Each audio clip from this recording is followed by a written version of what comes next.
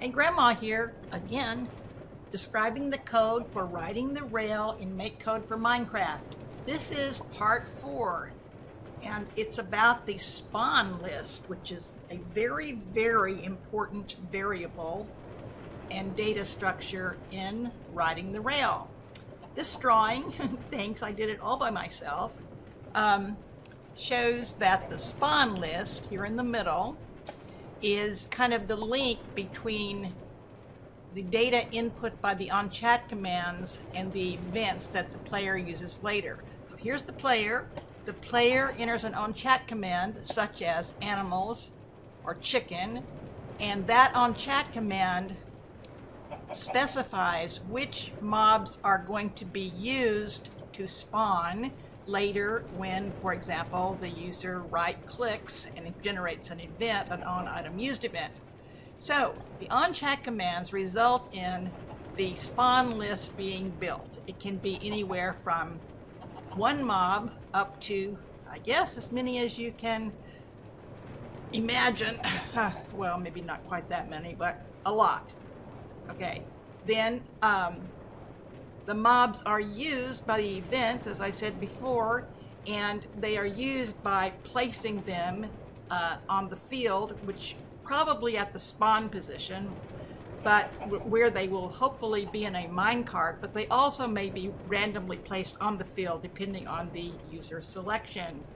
So then if the mobs are being spawned sequentially, like first this one, 0, then 1, then 2, to mob n, then if, let's suppose n is the last one, then if they're being spawned sequentially, the program will go right back to mob 0 and start over. Mob 0, blah, blah, blah, blah. So, for example, if we go over here, look at all these chickens. Now, the spawn list for all these chickens was, this program was started with the onChat command, chicken, and as a result, the spawn list contains one chicken. That chicken type is being used over and over again to spawn a chicken every time I ask for one being spawned. This one spawns one in the field. And you saw the ones being spawned in the minecart. Oops, that minecart was pushed out of the way. Okay, we'll stop our playing. So, onChat commands cause the mobs to be put in the spawn list. The player interaction, which generates these events, calls the mob to be used and to be placed on the field somewhere. Now, let's look at the code. This is the code. This is all the code, but it's all grayed out except just for that's involved with the spawn list. That's this part that's not grayed out in these areas. Okay, let's look at these things sort of one at a time. Okay, we'll start with this piece of code. Now, remember, when onChat commands initiate something, eventually they get finished with what they're doing, and at the very last thing, this routine is called add mobs to spawn list by source. Actually, I should say this is called after the field is built. So now we're actually going to add the mobs to the spawn list depending on what was specified in the check command. So this function is just a switch. Basically, there are four sources of mobs. There's the animal list, the monster list, both animals and monsters list, that's this, and they can be selected by a routine that the programmer can change. So those are the 4 values. And of course, I always output a message if there's a value that's not one of those 4, because there shouldn't be. That would actually mean there's an error in the program. Now, there's several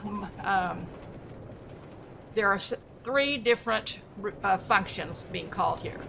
The animals is add animals to the spawn list, to add monsters to the spawn list, and then those 2 are reused when you add all, and then there is the select mobs to spawn. That is the function for the advanced player who wants to modify a MakeCode function to have total control over which mobs are placed in the spawn list. So now I'm going to show you these functions and their dependencies. Oh my gosh, what's a dependency? A dependency is a function that one of those functions calls. That makes sense, doesn't it? Yay. Okay, now here is the incredibly complicated, I'm pulling your leg, function called add animals to spawn list. And what this does is it sets up the variables for add mob list to spawn list. So this function is a general function that will add any source of mobs that are in a list to a spawn list. Well, the animal list, which I will show you in just a minute, is one source of those. So there is a variable called a list, which is set to be the animal list. Then the variable number of each mob to add, we'll add only one in this example, because we're adding one each of everything in the animal list. And then we set the number of mob types to spawn to be the length of animal list, because we want to add all the animals to the animals list. Now, guess what? There's a add monsters to the spawn list, which is exactly the same, except that the A list is set to monster list, and this is the length of monster list, and it calls exactly the same function here. Now this is called reusing the code, and it is the perfect example of when to use a function. Because now, if something is weird about how I add a list to a list, it'll only be weird in one place, and I can debug it and change it there. Now, I'll show you that function in just a moment. Now, let's look at where those animals and monsters come from, those lists. Well, in the onStart here, the call function init monsters, call function init animals. Okay, so this is the function for animals. This is I'm kind of sideways here. I'm kind of new at using Microsoft Whiteboard. I totally love it, but I am new at it. Okay, these two functions do, as the name implies, they create a list of various animals and various monsters. Now, these lists can be changed by the player to suit their own needs, and the order can be changed. For example, if the player is using Minecraft Education Edition, at this time, there are only 3 monsters, and they are the first 3 in the list. So all of the monsters from there down could be removed in order to make life easier. Otherwise, if these monsters are left in and you said to add all monsters, then all these that are not in Education Edition would be invisible. And you would think something is wrong with the program because the monsters aren't there. Okay, end of that. Now, let's look at the next thing, which is if you want to have total control over what goes into animal lists, this is the select function. So you type in select into the on-chat, and then it runs this routine, which the user may modify. So let's look at So there's 2 sections here, and here, that are based on, on animal lists and monster lists, respectively. Now, what they do is they set the list to a list to animal lists. Remember how we did that before? And they set the number of mob types to spawn. Well, 5. That would mean they spawn the first 5 animals in the list, starting with 0, so that would be up to and including animal 4.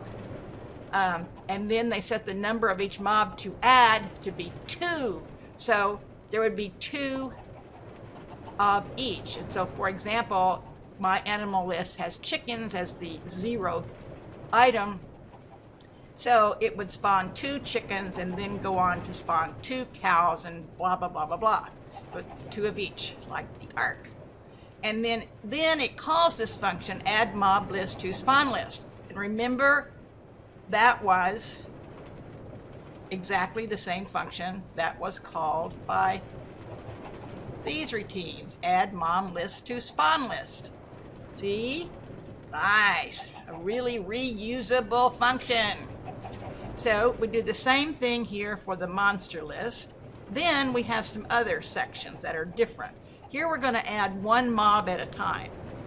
So, and we set the mob to add to be whatever you want. It could be a monster or an animal. Here down at the bottom here, there's one with a monster. And then we set the number of each mob to add, and we call the function add 1 mob type to spawn list. You haven't seen that function yet. You're going to see it in a few minutes. We added a list. Here we add a list to the spawn list. Here we add 1 mob to a spawn list. And you just keep on going with as many of those as you would like. Now, you can have any number of these sections. You could move some of these, adding 1 at a time up to the beginning. You could move adding lists of things down to the end. And so the player has complete control of how many of these sections you want and which order you want them in. So, and also, if you want to leave out a section just for this run, you just put a 0 in the number of each mob to add, because it would add 0 from this section. That makes it easy. So I might have a fairly complicated select function, but I would have zeroed out all of the sections except maybe a couple that I'm using. Now, you might or might not wonder when you would ever use more than 1 type when you add just 1, because since the list cycles, if you had a chicken and an ocelot, for example, in 2 different sections, it would cycle through the chicken, then the ocelot, then the chicken, then the ocelot, so it would get. But if you wanted to add them in some certain proportion, let's just go over and look at that. So here is the real code. So I hope I didn't break it. Okay. And then I'm going to go here to my function. And I'm going to 0 all these sections except the ones I want. So 0, 0, and what is that? Chicken. I want 5 chickens, and then this is, I hope, an ocelot. Yep, an ocelot. And then whatever this is, I think it's spiders, I'm going to have 0 of those. So now, given this, I'm going to have 5 chickens for every 2 ocelots. And that makes for a very interesting study like this. I'm going to start anew with select, and that runs that function to place mobs in the spawn list. Well, it does if all is well. Let me just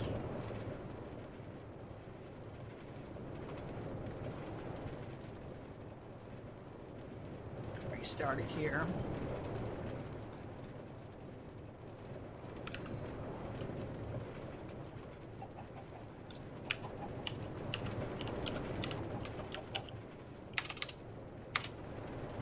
I think I'm not using the right thing. Can I have possibly forgotten? Selected, not selection. Selected. I'm old, I forget things. Well, I forgot things even when I was not old. We all forget things. Selected. Builds a new track. And now notice here in the, it says the number of mobs in the spawn list is 7, and it's selected sequential. And now when I add mobs, get a chicken, I'm going to get 5 chickens. Move, chicken, move. Go, go. Thank you. Another one. You move too. Well, This one now will get knocked out of position. Okay. Then another one. Another one. Guess how many more chickens I'm gonna get? One more. Then I'm gonna get an ocelot.